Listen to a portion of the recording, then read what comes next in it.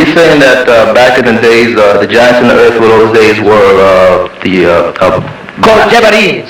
You have two beings mentioned right there in that quote. Right. Yeah, Jabarians is another word for him. It's from the word al-Jabaru. That's one of Allah's names again. What I'm trying to say is the devil that took on the form of a black man back in those days. That's what I'm. You're 100% right. Now something black people better realize. The first incarnation of the devil and his angels were black people. You know who they are? The Hindu.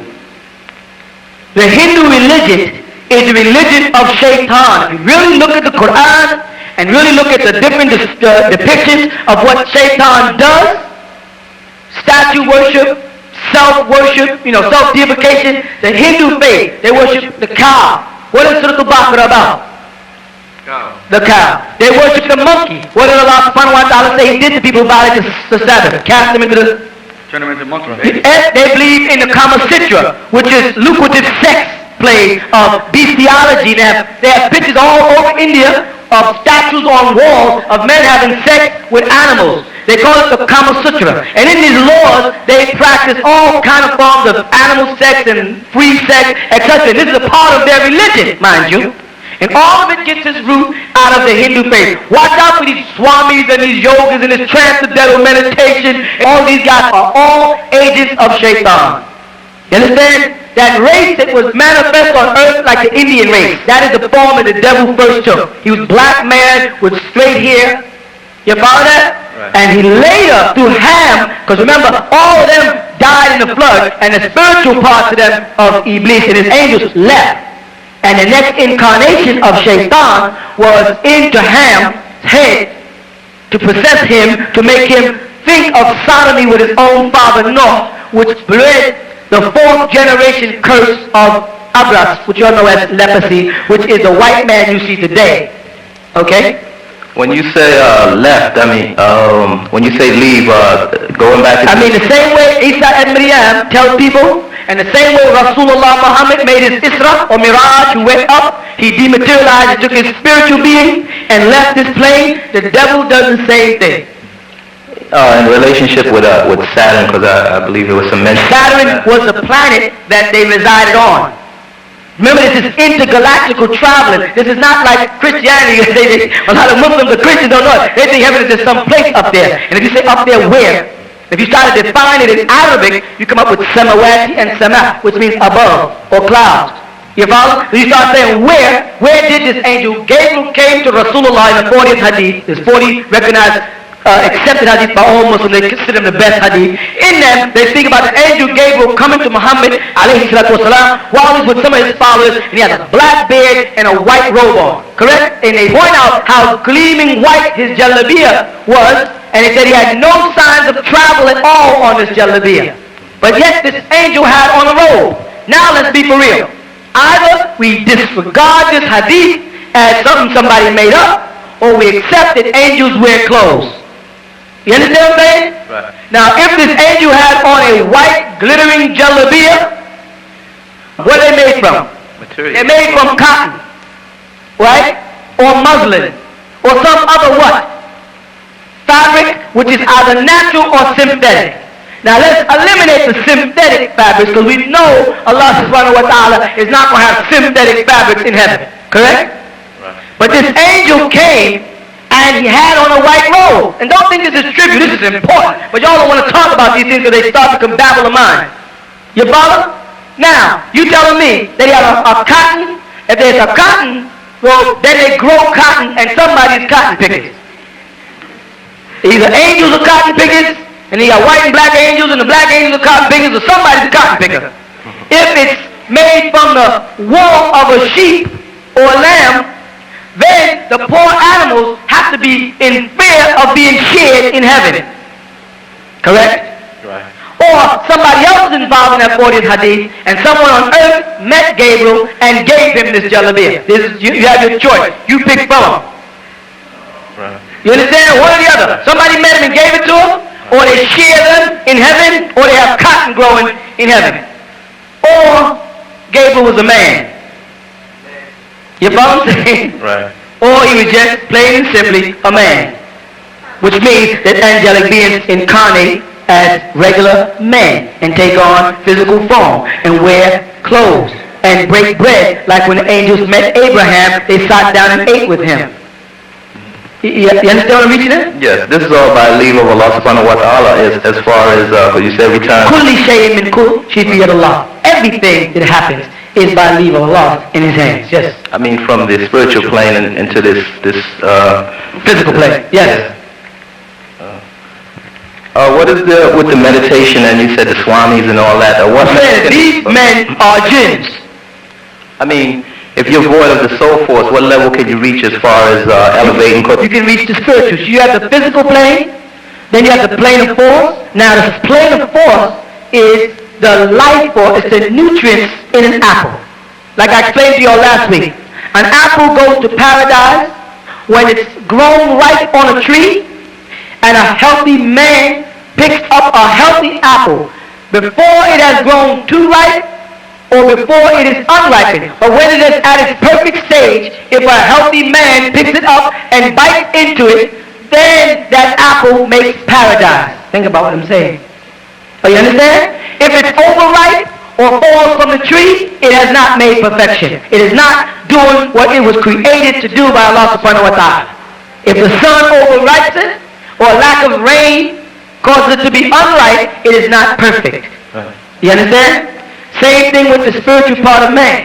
Right. If man is being tuned by Allah subhanahu wa ta'ala to be at a perfect state when that transition is made. Right. Now, the life force in the apple you call nutrition. You can't see nutrition, can you? Right. But you see the bark of the apple, the matter that you chew up. Well, the nutrition in the apple is the plane of force, which is responsible for how the apple grows and how much sugar we can develop out of it, how much nutritional value is in it. Okay? Right. Now, its blueprint, you understand? Right. Its blueprint and its formula is etheric. And it comes from a higher stage. The actual skin texture, the growth of it, how it will personify through the spiritual to the plane of force to the physical is called a blueprint. That place is the spiritual plane.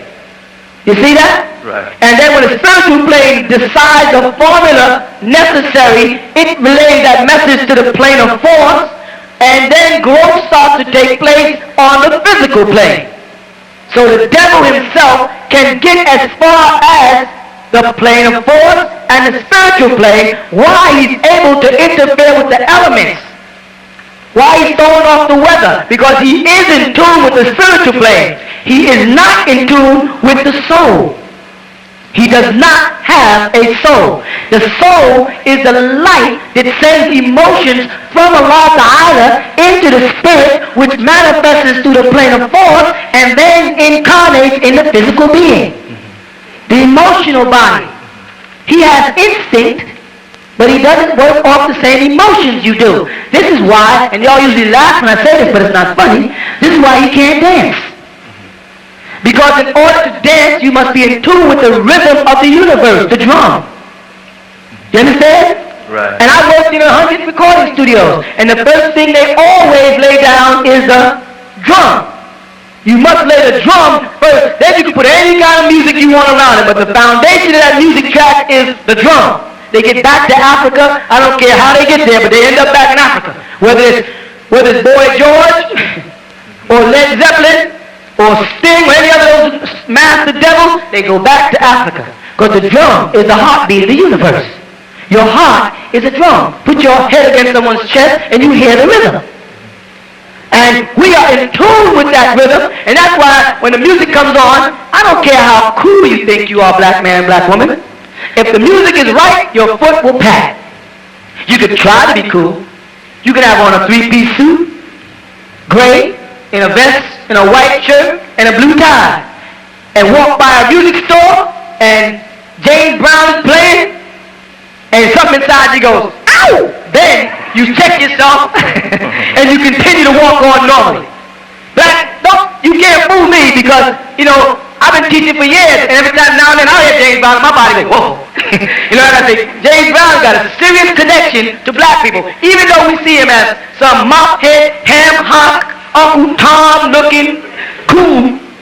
His music will affect you. I don't care who you are. You could be Jamaican and be deep into reggae and hear James Brown and go, yeah, I can relate to that.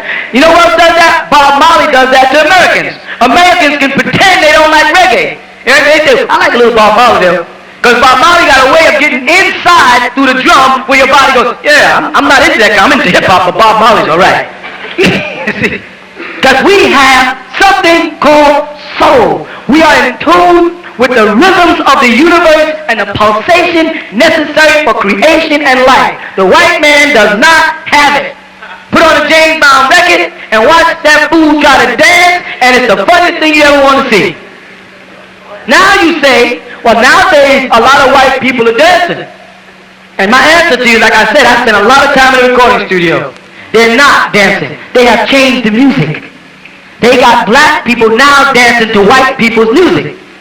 They took hip-hop and put all these rock groups in it, and they took it away from the black man, and now these rock groups are doing rock music and rapping to rock. They took away the hustle. They took away Latin. You understand that? The mumbo, the cha-cha, the Latin. They took away the shuffle and the two-step and stuff we would do rhythmatically, and they put it into something else. They took away ska, and now they got dub. They took away all of our natural rhythms and replaced them with synthetic rhythms. Now black people are starting to say, I like Michael, what's his name, Michael George Michael. I like George Michaels. I mean, some white people got soul. No white people got soul. The Quran told you that the devil is a deceiver. He makes evil look good. Now there's no more black music. The new generation can't dance, they can't move, they walk like white people, they act like white people, they're losing their soul for the love of money. And then it says, what profit a man to gain the whole world and lose what? His soul. That's the only thing we got left. Why? Because Isa al-Masih said, we are the what? The salt of the earth. And what good is salt once it loses its savor? You know what the savor in the salt is? The taste. Once you take out the taste, what good is salt? This is what those Pakistani Muslims and Egyptian Muslims come over here and do to brothers. They take the Africa out of them and make them think they're Saudi Arabians. Or make them think they're Egyptians. White Egyptians, that is, not black ones, because the black ones had soul. Or make them think they're Pakistanians. And they take away your soul. There's no dancing in Islam. There's no proof that there's no dancing in Islam. In fact, there's multiple proofs of hadith where Rasulullah told them, where are the dubs? Where's the drum? The Ansars like the drum. They like music. You follow? There's no such thing as Muslims are not supposed to dance. They take that away because with that, that's how we unite. You get some music playing and black people get together. Is that right or wrong? Right. The devil does not have a soul. And the devil is in Islam, spreading this fake Islam around the world, calling it Sunniism, calling it Shiaism, giving it names and denominations, and making me and you hate each other. We are simple people, and the Holy Quran tells us how we get our salvation. And it tells us in the Holy Quran, the 2nd chapter, the 130th verse, by following Millat Ibrahim al-Hanifan, for us to keep Abraham's religion. Muhammad Rasulullah did not come with a new religion. He came with the religion of Abraham. He just came to complete. Akmaltu, it says in the Quran. This day, Al-Yawm Akmaltu, this day I completed for you. Not this day I perfected, I completed. Kamala means that a man completed a job that someone else started. Rasulullah Muhammad came to complete the job of Isa Rasulullah, wa Musa Rasulullah, wa Noah, wa Ibrahim, wa all the other Rasulullah, all of the other apostles from Allah. This is all Rasulullah Muhammad came to complete. And we don't have the right to make no new religion up. And now Muslims in the world today have a new religion. If it's different from Judaism, and I don't mean Judaism by the so-called Jebusites, those so-called Yaku's grafted devil, not that Judaism. I'm talking about if it's different from the practices of Nabi Ibrahim, the Hebrew, then it's not Islam, then it's something man has made. Okay? Yeah. In relationship to the chakras or the seven states or planes, how does one relate to the other with that? The seats of the body. Those are nothing but central points where the energy centers in the body that affect different functions in the body. It's like the 7 seals, you see, of the scripture. Each seal was open to reveal a certain incident. Each one of those centers in your body, whether it's the thyroid or the pineal, you follow that? Right. Are sending off a certain electrical impulse which results in a certain holler or aura, as you would call it, color, which affects certain glands in the body and affects certain energies that are coming into the body. This is your force field. This is your etheric self. This is your holler, your aura. In Christianity, sometimes they draw a picture of the people, they put this big halo on their head. This is what that represents. And those seats are seats in the body that affect certain parts of the nature of the human being. How does that affect you as far as when you leave this plane of existence, when you leave It goes with you. body? It goes with you because the colors of the lights change according to the emotions, and the emotions are projected down into the body from the soul. So as that man starts to leave, all of the emotions go with him because there's a recorder. Those are the recorded records. It's recorded in light. So the level that you develop on Earth, it has a bearing to do when you leave this plane of existence and going to the next. Yes, of course, exactly. How does that compare with the two leaving this life and the two angels questioning you on Tawheed? How does that? That has to do with while you're in the grave, within the 48 hours after you leave the physical body, as rigor mortis is setting in. That's why a Muslim must be buried within 24 hours, because the next 24 hours is when those angels will come and ask you, Men Rasulullah, who? Men alladhi Rasulullah, who is Rasulullah? And you can either be afraid and say, I don't know, or you can say, Muhammad Rasulullah. You see? Which will determine whether or not you are an inmate of paradise or not. They'll ask you certain questions. Okay? Okay. Shukran, Sir. Allah. I assume one brother before was explaining to me like taqwa, fear of Allah, and another brother explaining to me like love for Allah. The second chapter of the Quran, Surah Al-Baqarah, in the second verse, the very last word is the word taqwa. Yes. It reads like the first verse reads, starts off, Bismillahir Rahmanir Rahim, Alif Lam Mim. Then here we go, it says, ذَلِكَ الْكِتَابُ لَا رَيْبَ فِيهِ هُدًى لِلْمُتَّقِينَ. That muttaqeen, right there, is the word taqwa. And when translated it means, ذَلِكَ this al-kitabu scripture, la rayba, does not have any doubts in it. Huda, it is a guidance for lil mutta, the ones who are very taqwa.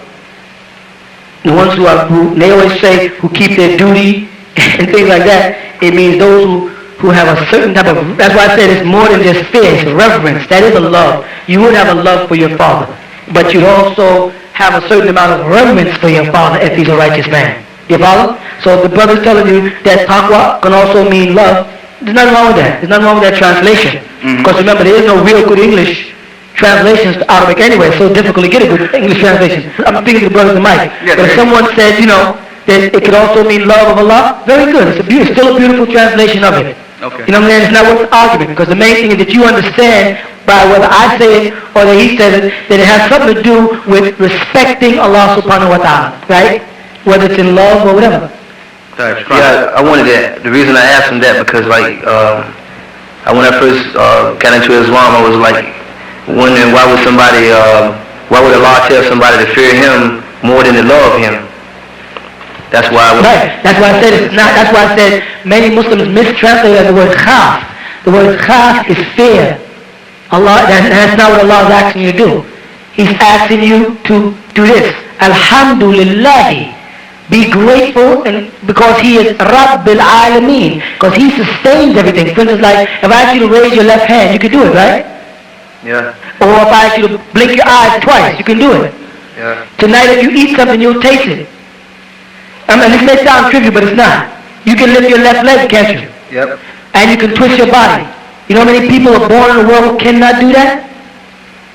Who are not fortunate like you and I, that all of their limbs work, that they can hear, that they can taste, that they can feel, that they have 2 legs and 2 arms and a heart that works and lungs that breathe and liver that functions. There's a lot of human beings, because of shaitan intervention that has disrupted the natural system of things, working from the spiritual plane, which affects the plane of force, which of course cripple people and blind people to come into the world, and people cannot do that.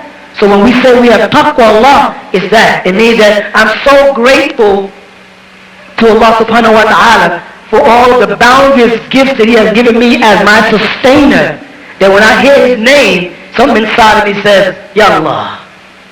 Someone says, Allah says, Ya Allah. You can feel that He was good to you.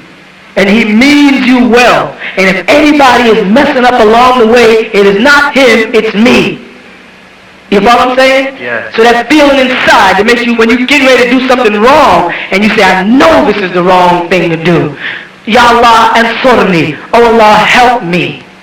That thing that you beseech in Him that makes your body feel like an insignificant thing, when you're at that state, you're in a state of taqwa.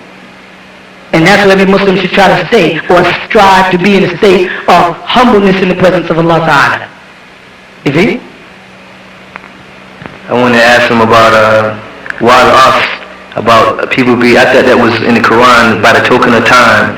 When the Wa'al As, the Surah Wa'al As, inna lisanan lafi kus ila ladina aminu wa amilu salihah wa tawasal bil haqi wa tawasal bil sabr. And I always had it, I thought it was, the Wa'al As was by the token of time. Well, let me do this for you. The brother, I want him to write Ain, Sad, Ya, Ra on the blackboard. Ain, Sad, Ya, Ra. Right? You see that word? If you go to any dictionary and look it up, they'll say juice. Like if I said Asir Fawaki, I'd be saying fruit juice. If I said Asir Burtugal, I would say orange juice. You follow? Now the root of it, Asara, without the ya in it, means to squeeze the essence out of a thing. Okay? What happened is, the translators of the Quran, like Yusuf Ali and Pickthall and Maulana Muhammad Ali in them, were Pakistanians and their native tongue was not Arabic. You see? Their native tongue was Urdu or English or or something else. But it wasn't the Arabic language. So they did never have the Muslim or the roots of words in their Quran. They didn't know the roots meanings of words. Like when they use the word Quraysh. They don't know if the word Quraysh means a big fish. When they use the word Kawthar, they can't see Kawthar as a lake, a river in paradise. They only see it as from the word Kathir, meaning a lot, or most, when they say abundance. So here again, we have the same problem. I will explain this whole surah to you because it's short, and you might see what I'm talking about, okay? Alright. Bismillahirrahmanirrahim. Wal Asr. Wa is called qasama. It means I swear by. Qasama. Wal Asr. Now here's the most important thing. Remember that this is Malachi Jibreel, the angel Gabriel. He's speaking with Rasulullah Muhammad. He's speaking with Muhammad about this. He's giving it to him. Alright? It's Quran like that. He says, Wal Asr. I swear. Now watch where time comes in. By the time, meaning that point when man is separated from his body, when he is squeezed out of his body, when he's standing there just a soul without this physical body. Well, Asr, inna, surely, al-insana, remember I said, Allah said in Surah Al-Alaq, that He created al-insan min alaq. Remember that? خلق al-insan min alaq, that He created man from a clot that splits. Well, that clot is that body again. And He says, after He says, by the time when man is squeezed from his body, inna al-insana la fi khusr. The word la fi means he'll be in a state of khusr, loss. If he's in a line to run a race, he's already lost before he started. The word of Allah tells us, based on Yawm al-Akhri, and now, when this Quran is coming, it says, Rasulullah, based on between now and the end of time, based on that period, when man is going to be squeezed from his body and just be a soul, man is losing. He is losing this battle against Iblis, against Shaitan. He is losing. Shaitan is winning this battle. When you base it on, from this time, the year 610, when Muhammad sallallahu alaihi wasallam was starting to receive the Quran, based on them, till the end of the world, Muhammad, based on that, y'all are losing. That's what it says. Wal Asr, inna al-insana la fi khusr. Then he says to him, إِلَّا الَّذِينَ آمَنُوا, except, now he gives them an exception here, إِلَّا, except for الَّذِينَ, those who آمَنُوا, they have faith, and عَمِلُوا الصَّالِحَاتِ, and they work to fix things. They're not perfectionists, they work to perfect a thing. The word salaha in Arabic is the same word for fixing a broken toy or fixing a wheel on a car. And the word amala as opposed to the word fa'ala. See, what they do is they take the word fa'ala and say it means to do and to work. That's wrong. Fa'ala means to do and act in the form of a verb, but amala is to employ in the service of doing something. You understand what I'm saying? Yeah. So here Allah does not use fa'ala, He uses Mila. He says, إِلَّا الَّذِينَ آمَنُوا, from the word amin, honest and trusted and faithful, آمَنُوا وَعَمِلُوا الصَّالِحَاتِ, except for those who are faithful and they work to fix themselves. What do you mean by fix ourselves? How are we broken? We were broken when we separated ourselves away from Allah subhanahu wa ta'ala in Jannah. When man got away from communicating with Allah, when man turned away from obedience to the Prophet, when man turned away from listening to the angels, man became a broken creature. He's no longer directly in tune. And Allah sent this Quran al-Kareem to put us back on this right path. Allah sent this Rasulullah Muhammad with his Sunnah to put us back on this right path. But are we following it? No. We read it, we know what he did, we read about Rasulullah, it tells us how Rasulullah dressed. The Quran says Muhammad is the best of examples, but do Muslims dress like him? No. They still got American clothes and they're dressing like polytheists and Christians. It says Rasulullah wore a beard. Muslims say that there, but do they wear beards? No. But yet they say I follow the Sunnah. Rasulullah set up a community in Medina where Muslims supported themselves. He had laws that they lived by in that community. But are Muslims doing that? No, they're outside working for the Jew. What's the Jew? The Jew is the devil that opposes Islam. So his brothers employed in the Board of Education or security guard or something helping the state of New York and the city, which is ruled by the devil who opposes Islam. He justifies that as saying he has to support his family instead of us doing what Rasulullah did. Rasulullah was reduced down to nothing. The people of Mecca, his own people, persecuted them until they had nothing, which resulted in his uncle's death, his wife's death, his son's death, and he was utterly depressed. He had nothing but what? He had what? Iman. He had Iman. He had faith in Allah subhanahu wa ta'ala. That's all he had. He took that shot on faith and went to a whole new city. Left Mecca and went to Medina and set up a whole community there. Because the people sacrificed and came together and worked as one family. Of course they had differences. There were different tribes there. And different tribes have different customs about the way they bury their dead, about the way their women dress, about what they eat and what they don't eat, about what they do if someone kills somebody in their family. They all had different laws. But they came together in Medina under the guidance of Rasulullah Muhammad sallallahu alaihi wasallam, who himself was discouraged when he had that responsibility because he was hurting inside from the death of Khadijah. He was depressed himself. But Rasulullah pulled himself out of that and formed a community, and they lived together and they sacrificed and they worked together and they came back to Mecca and they conquered in Allah's name. You see?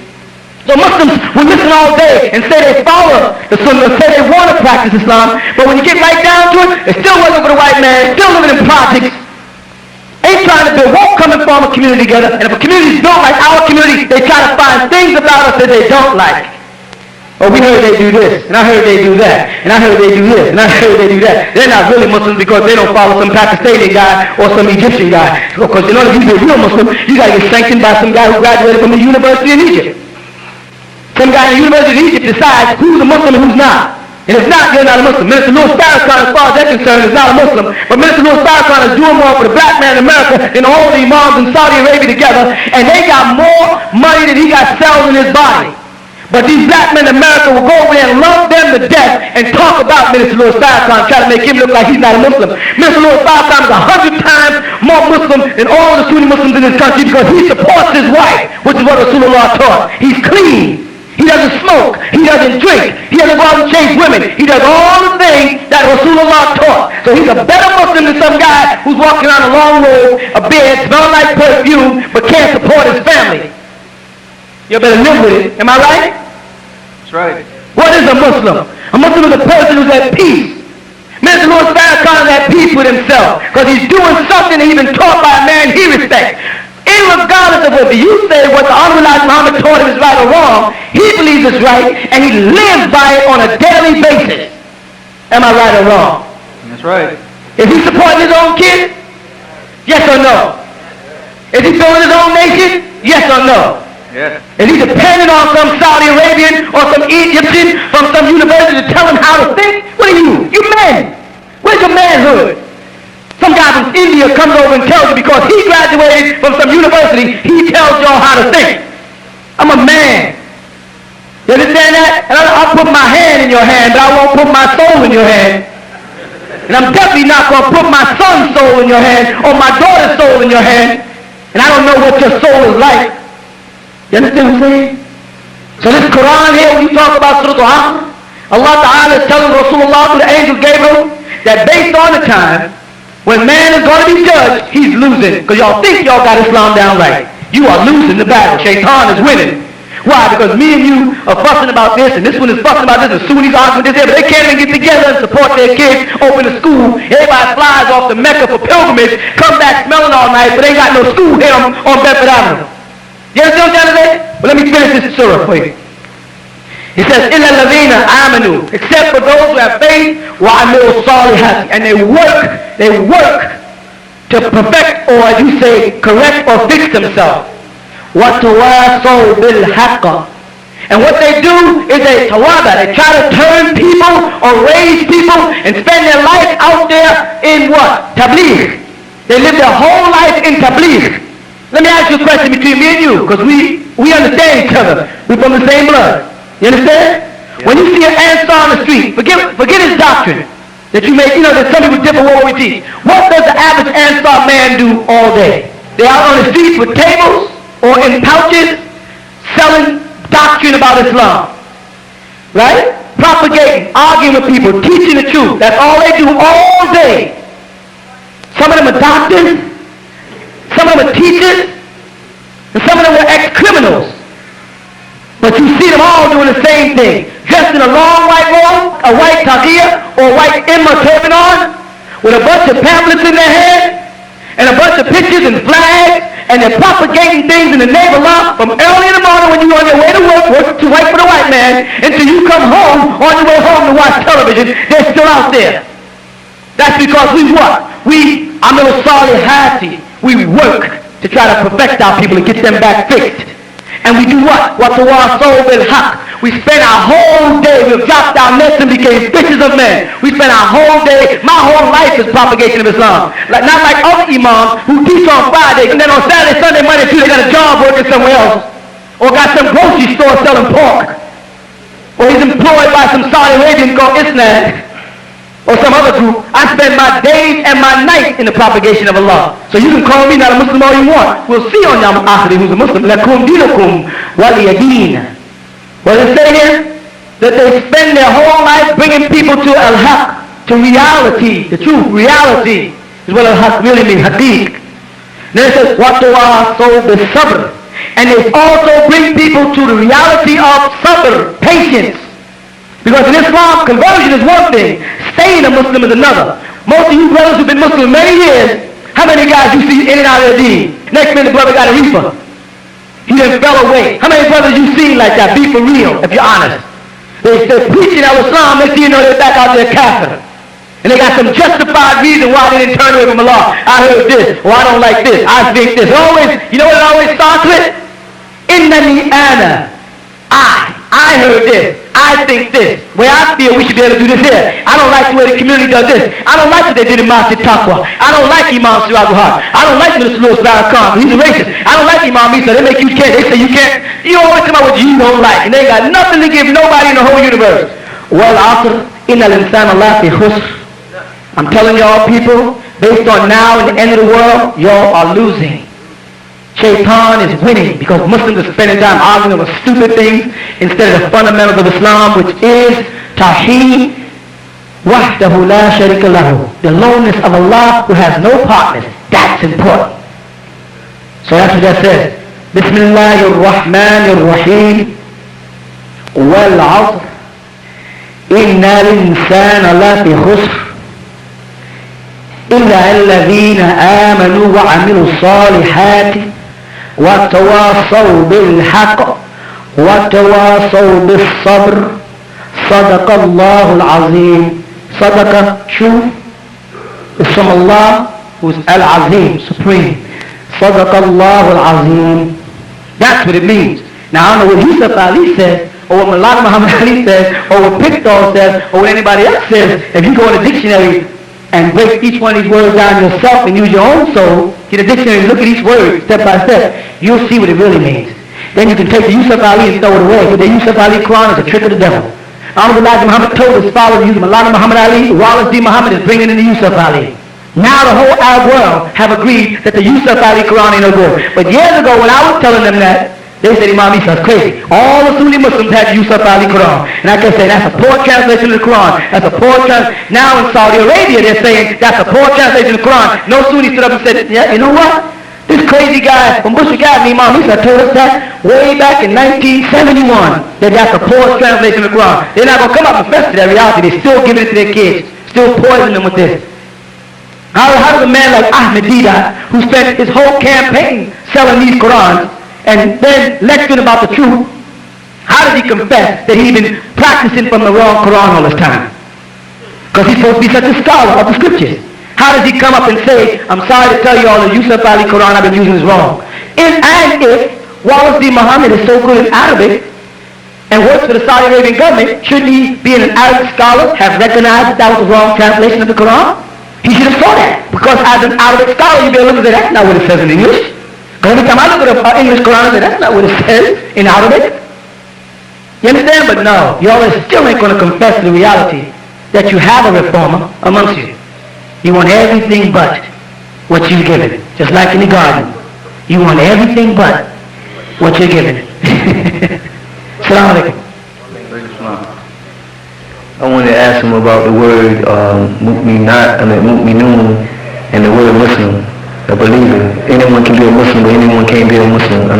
Anyone can be a Muslim, but anyone can't be a believer. That's very good. That's very good. You hear me? Yes. That's very good. You know what you're saying? There's a word mu'min. That's one of Allah's names. Al-mu'minu.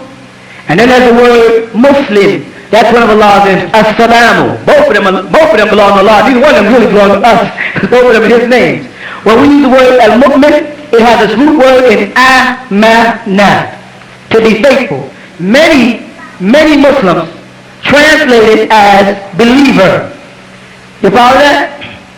A Muslim is not a believer. A Muslim is faithful. When you're faithful, you are loyal. To believe in something, you do not have to be faithful or loyal to it. I do not like to be called a believer of Allah. I like to be known as someone who is faithful to Allah's cause. You follow that? Then, the word Muslim does not mean one who surrenders. If the brother puts on the blackboard, Sin, Lam, Mim, Sin, Lam, Mim, and put a shadda on the lamb, you follow that? Looks like a little W over the lamb. That is another form. See, in Arabic, we have forms.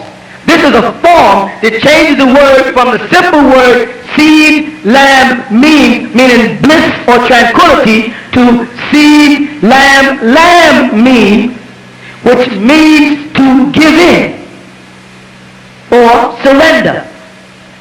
Now, when we take a three-part verb like salama and give it another form and put a alif on the front, and then a sin, and then a lam, and then a alif, and a mim, we've now taken that three-part verb, which is sin, lam, mim, and added to alif, and we will still not get double L in there. We get the word Islam, meaning a state of peace.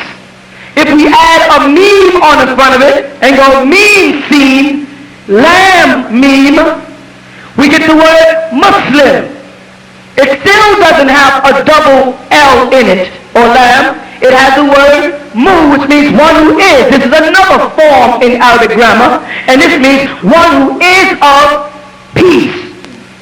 If you put a shadda on that lamb, you get one who surrenders. Do you understand what I'm saying?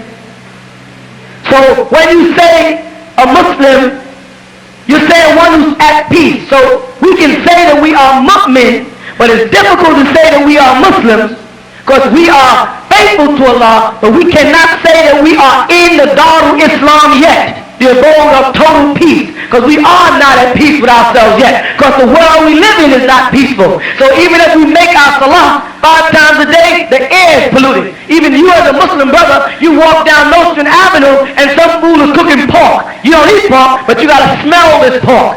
He interferes with your peace, but it doesn't interfere with your faith in Allah. So it's easier to say that we are mu'min than to say that we are Muslim.